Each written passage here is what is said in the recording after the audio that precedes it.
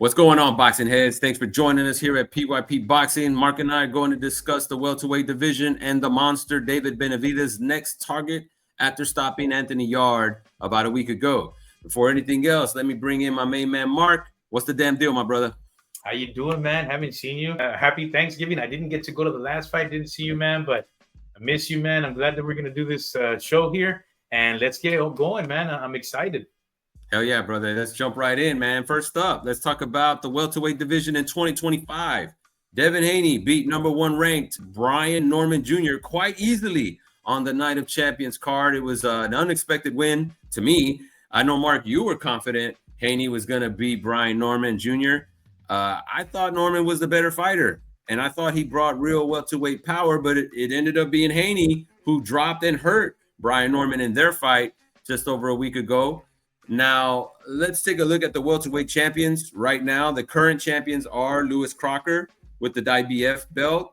Rolly Romero has the WBA. Mario Barrios is the WBC champion, and Devin Haney is the current WBO champion. Now, something interesting I noticed, Mark, if you take a look at the top 10 welterweights, according to the Ring magazine, two of the champions that I just mentioned are not even ranked in the top 10. So we'll start with you first on what that Haney victory means for him, and then we can talk about what we can expect from the current picture at 147 pounds. Haney did great, man. Haney did excellent. He's back to the old Haney. He's back to the Haney that beat Lomachenko. And I know everybody always throws it at me. You'll be the first one. He didn't beat Lomachenko. All I'm saying is he's back to that dude that was able to compete at that level with Lomachenko. I don't want to start a battle, but he's back to the guy that beat Regis. I'm saying he's back to the old Haney, man, and at a good weight division for him. And why did he beat Norman? I knew he was going to beat Norman. The reason why is because of what you taught me, man. You always taught me how to look at these guys' box rec and see if something was suspicious, like my man YouTube channel is suspicious, opponents. And he had a whole bunch of them, man. His box rec didn't look good. All these guys he was beating in Mexicali when he started his career out there with Breon Gorham. Breon Gorham started his career out there as well. But what happens is you go out there, Haney did the same thing. You start, you get a good record, maybe your first 4 or 5 fights. When you come back to the States, you step it up, and it looks from box rec that Brian Norman never stepped it up, and he was knocking people out. But, then he got with Santillan, who's ranked here as well, and he had that big win. That big win propelled him because that was Santillan's night, and it was a big win in his hometown. He goes and knocks out the welterweight in Japan. But, hey, he got all this steam. But if you looked at it, man, Haney's been through wars with some legends, Lomachenko, Prograis. So you just knew he was going to win because of that. It was you that led me to this, studying box rec. Boys and girls, go study box rec and look at the opponents, man. Don't ever get happy with a dude's record. David taught me that, and it helped me pick this one right. Mark, while Haney did get the win over Brian Norman, it wasn't exactly a big statement to me. Sure, he proved his doubters wrong. He proved me wrong. But did he make boxing fans want to see his next fight? Will people be lining up to pay to see Devin Haney in the ring again? I don't think so. I know I'm not looking forward to trying to pay for a Devin Haney fight. But, it just depends, right? I guess it kind of depends on who the opponent's going to be. But to be fair, I don't want to knock on Haney too hard. You have to respect the way that he's moving, the way that he's taking on whoever the top guys are in the weight classes that he fights in. He wanted Loma at 135. He got him. He went to 140. He went straight for Regis. Got him. When he moved up to 147, he went for Brian Norman Jr., and he got him. So, yes, you have to respect the way Devin Haney moves, but it's just not exciting enough when he gets in the ring and faces these guys to make you want to see more. Now, moving on to the welterweight division, looking at the top 10 in Ring magazine, Mark, what do you see when you look at those rankings, man? I'll tell you what I see, man. I see the WBC champion, which is the belt, ranked at number 10 there, Barrios. And that just tells you everything about this welterweight division. Here you got a guy, Barrios, who's the WBC welterweight champion. The WBC welterweight champion used to be Oscar de la Hoya. Guys like that. I mean, it's something. And our WBC current welterweight champion is ranked 10th on BoxRec. And I'll tell you why, man. Because this guy got emailed that championship. He never fought for it. But then you say, I reason with that. I say, hey, man, when they get emailed the championship, the organization made that, decision, not them. So this is the state that the division is in. Another example, Lois Croker. He only beat Patty Donovan, who was Matchroom's guy, right? And he beat him for a vacant title to maybe give Patty Donovan a belt because he was Matchroom's guy, and he beat a lot of dudes in Europe. Croker comes in, wins a DQ, and then he beats him in the rematch. So now Croker, a hero, is a champion of the American IBF belt. The division is in shambles. We got two solid names, Romero and Haney. Both can move the needle a little bit, but Barrera, Croker, these are guys that people have just, the prize on. That's the target. That's the target. Hey, if I can fight a Croker, I can get a belt. If I can fight a Barrios, I can get a belt. If I can fight a Norman, which Haney did, I can get a belt. That's the type of champions we have today in the welterweight division. Yeah, I gotta say, man, really the only welterweight fight, hypothetical or real, that is interesting to me is the Curiel versus Rocha rematch, right? And that's going to be a good fight. That was a good fight the first time. I see it being just as good the second time. But even that fight, which will be entertaining, that's not a huge fight. Those aren't big names. So, whoever or whenever someone finally unifies 147, I don't think anybody's going to really care that much about it happening. Yeah, you want clarity in the division. Yes, you want an undisputed champion in every division eventually, but I don't really think it's going to matter when somebody does it at 147 pounds, whether it's Haney or not.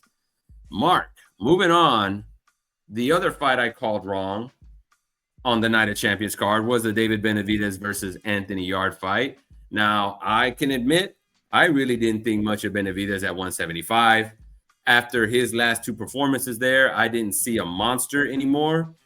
And while Yarde isn't an elite 175 pounder, he's definitely a top 10 guy. He's a gatekeeper, if you will, and you have to be good to beat him convincingly. I thought Yarde was going to be too big for Benavidez, and I was wrong. Benavidez did look good in defeating him convincingly. He bludgeoned Yarde quite easily, actually, in their fight. And now I do believe he's a real contender at 175 pounds. But Mark, just when I'm about to give Benavidez props and accept that he's a threat at 175, he decides to leave the division. Now he wants to fight Zurdo Ramirez at Cruiserweight. Now, as good as Benavidez looked versus Yarde, I do not see how anybody can call him the best fighter at light heavyweight. Look at his list of opponents at 175. Alexander Gvozdyk, a guy that was one of the best light heavyweights back in 2019 until he was stopped by Artur Beterbiev.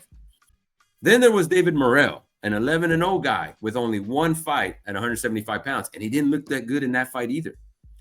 Then you had, of course, Anthony Yarde, a fighter who was stopped two times, once by Kovalev and again by, there's that name again, Artur Beterbiev. So Gvozdyk, Morrell, and Yarde. Do those opponents make Benavidez the best light heavyweight? Not in my eyes. There's a gentleman named Dmitry Bivol. He's the current man of the division. And yeah, he's out of commission right now. Yeah, he's dealing with back surgery that he has to recover from. And he's probably going to need a tune-up if and when he comes back. He's not going to go straight into a trilogy match with Beterbiev. But there is another guy who comes right after Bivol in my eyes. He doesn't have a fight set up. That's Artur Beterbiev. And he's also the number one contender for the WBC and WBA belts Benavidez now holds. It's a logical next fight for Benavidez. But none of that is going to happen anytime soon because Benavidez is leaving the division for Zurdo. Now, you said you're not a big Benavidez fan, Mark, but you do like his decision to move to cruiserweight and fight Zurdo Ramirez. Tell us why you like this move. I love that move for a few reasons. I just don't think there's anything to do at light heavyweight anymore. He's already the WBC champion. Benavidez is not a champion. Bival's got back problems. Say he does fight a Benavidez. Benavidez 40 years old, who's been through two wars or 24 rounds of hell with Bival. And he's 40 years old. Benavidez is 28, top of his game. I just don't feel like he gains anything. And maybe boxing fans will hold it against him. Yeah, but you beat an old Bival. You beat a Bival with back problems. Yeah, you beat a Benavidez that wasn't even a champion anymore and lost to Bival. And he was, went 24 rounds of hell with him. Going to fight Zurdo will make just as good money, because it's big money to fight Bival, big money to fight Benavidez. But they're going to probably say, the naysayers are going to say, yeah, but they were old and crippled. This is more of a legacy fight for him because he goes and he captures another title in another division, and it's the cruiserweight division.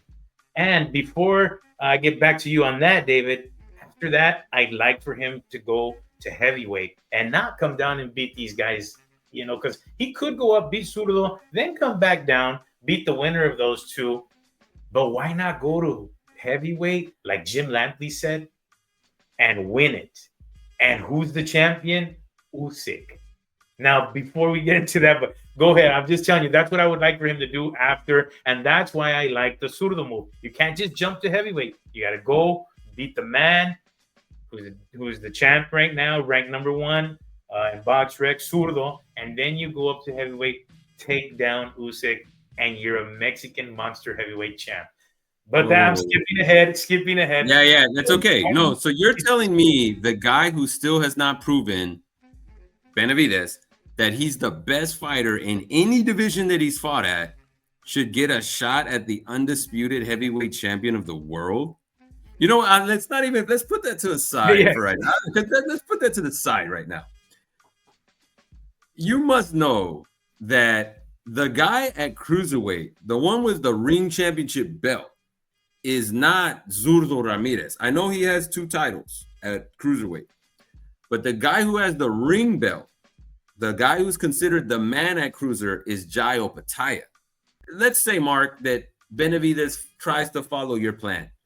This will cruiserweight will be another division where he goes in, tries to grab a title, and he leaves the division again without fighting the best fighter in that division.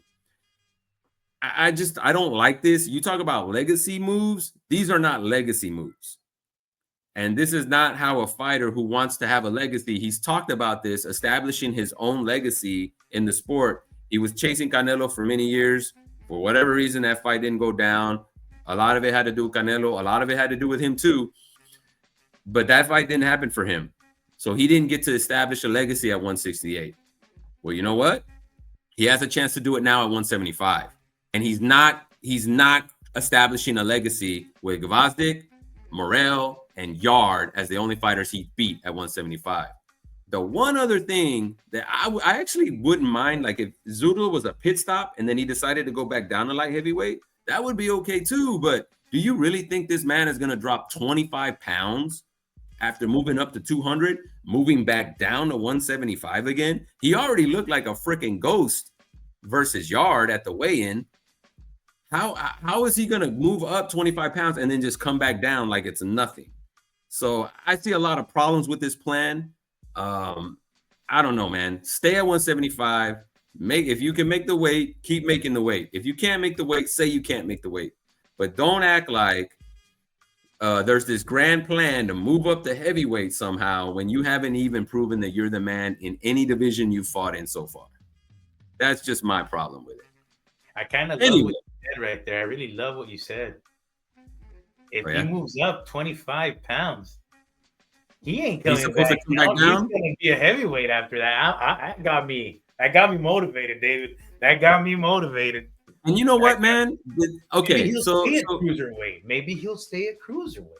well, if he stays at cruiser and he fights Jayo Pataya, now you're talking. Now you at least now you're saying something. Now you're saying something. I don't want to bring it up again, but if he fights Jaya Pataya, he's in danger of Usyk maybe retiring, and we want that Usyk fight because I believe he can beat Usyk. Not to bring it up. There's no chance. Let's keep on with this show. Yeah, okay. I'll say one more thing on the subject, and then we'll move on. The disrespect for Usyk is getting disgusting. It's getting disgusting. This is the best heavyweight since Vladimir Klitschko. Almost all of his big wins have been on foreign soil. The man has done nothing but beat every top heavyweight that he's faced. Stop disrespecting Usyk by saying that Benavidez has a chance to beat him. Please stop. Usyk will sleep him, bro. One of the top heavyweight champs of all time. One of the best amateurs of all time. Probably top 10 amateurs all time, man. And okay, so the respect is there. Yeah. Okay, all right. So then stop this David Benavidez dream for now. If he beats Jayo Pataya, then we can talk later. Yeah. Sound good? All right. Let's move on, Mark. Let's move on with the card next weekend. We have Isaac Pitbull Cruz fighting Lamont Roach in the main event, followed by Lara and Johnny Beck. 3 belts will be on the line for that one. It'll be a unification at middleweight. Then we also have Stephen Fulton versus Oshaki Foster for the WBC super featherweight title. Mark, let's start with the main event first. Who do you think wins that fight? I think Pitbull stops him in about the 8th round. I think he's the thicker, bigger man. He's going to be way too much, too aggressive. That overhand right he's got sometimes is just unstoppable. He's going to be way too much for the smaller, weaker boxer. I know he's taller, but I'm saying girth. Pitbull is too much. It's too much to handle. Too much. Okay, I got Lamont Roach in that. I actually think the very opposite. I don't think he's a smaller man at all. I think he's got height and reach advantages. But while Pitbull may be a lot stockier at that weight, he's going to be a lot shorter, and he's going to have a lot shorter reach. And if you remember when he fought Gervonta Davis, he looked a lot smaller than Gervonta Davis. Well, not a lot smaller, but he looked smaller. When Roach fought Gervonta Davis, he looked bigger. So just by going by that, I think the size difference is in favor of Roach. And we've seen Pitbull get outboxed by Giovanni Cabrera. We've seen him get outboxed, or to some extent. And then we've seen him get outboxed by Rayo Valenzuela. I think Lamont Roach is going to continue that trend. Pitbull is pretty easy to figure out. As aggressive as he is, he's kind of a one-trick pony. I think Lamont Roach is not going to have a problem with him at all. Going into Lara versus Johnny Beck, Mark, how do you see that one? I think Lara's going to take it. Lara is an uber talent, man. This guy is great. Talented. I know he's 40, but he's an ageless wonder. Who knows how old he is? Right? You think he's 40? Yeah. But listen, this guy is still the same talent. He's probably doesn't have the quickness anymore, but because of that, a few years back he made the move to pound for pound boxing, and the Bob Santos Boxing Academy. But he went over there, left Ismael Salas, not for anything. He just wanted a little bit of a different American style, and sat on his punches better. You know it from his fight with Gary O'Sullivan, TKO. Another fight with Michael Sarafa, another TKO. He handled Danny Garcia pretty well. And I just think it's going to be way too much for Janabek, the experience. And this guy, man, he's an ageless wonder. He doesn't age. 40 is not the same for Lara, man. He's going to beat this guy, and convincingly. I believe he'll beat him in a unanimous decision. I don't think he can stop the bigger Janabek, but he's going to have a good night. He's going to win. He's going to win. Okay, yeah, I don't think so. I know what you're saying about the sitting down on the punches. We see that a lot with fighters when they get older. They start to sit down more on their punches, even though they were boxers or whatever their style was in their younger days. They can't move around like they used to. They don't have the stamina to move around for 12 rounds. They sit on their punches more out of necessity, more so than if it's a change of styles. With Lara, you know that he was a talented fighter. But Mark, he's just too inactive, Mark. He's too inactive for me. I don't think that's good news for an older fighter. Last time we saw him was against Danny Garcia. That was kind of a throwaway fight in itself. But that was in November of 2024. You know, it's going to be another year and change now that he's fighting a top guy like Johnny Beck. I think Johnny Beck is strong, and I think too fresh. I think Johnny Beck wins that fight. I even think he stops him. Let's go ahead and go to the other fight. The Coco main event will be Stephen Fulton, O'Shaquie Foster. I really like this fight, but the more I think about it, Mark, I think I'm going to go with Stephen Fulton on this. I went back and forth. I thought Foster at first, but I just don't like that he's still at 130 pounds. I feel like he should move up to 135, but I just think he's been at 130 too long. He's talked about a move to 135. I think that will be a better weight for him. Fulton, on the other hand, he's moving up another division. He was at 122, moved up to 126. Now he's going to be at 130. I think that's going to help him come in fresher. I hate to say it, man. I think I'm going to go with Fulton on this one. What about you? You know, man, it's a tough one. It's 50-50, like you said. I'm going to go Texas, man. I'm going to go O'Shaquie Foster. Look, Fulton had a great career. He's only got one loss, and it's only to the Inoue, right? That was a bad one, though. That was a bad one. Yeah, but he's a top guy, Fulton. O'Shaquie just, I believe, has more big game experience. He hasn't fought Inoue, right? That's a hell of an experience to be in the ring with that man. But he's been there with Concepcion twice, Nova, Eduardo Hernandez, Rocky Hernandez. His past 5 fights have been huge fights, big-time fights. Ray Vargas before that, the big win that he had. So he's more used to the limelight. He's got the experience. I'm going Foster. We got to go with Texas, Houston, man. Yeah. I know. I mean, you make great points, man. I think the weight is going to play a factor, and at some point, it's going to be too much. But you're right, man. That's very good. Again, that's why it's kind of 50-50 to me. Well, Mark, that's it for this episode of PYP Boxing. Everybody, let us know what you think. Benavidez moving up the cruiser. Is that the move? Should he stay at 175? What do you think of the welterweight division, and how do you see the fights that are coming up on the Pitbull versus Lamont Roach card? As always, thanks for tuning in. We'll see you guys on the next one. PYP Boxing is out. Putazos y Pendejadas Podcast.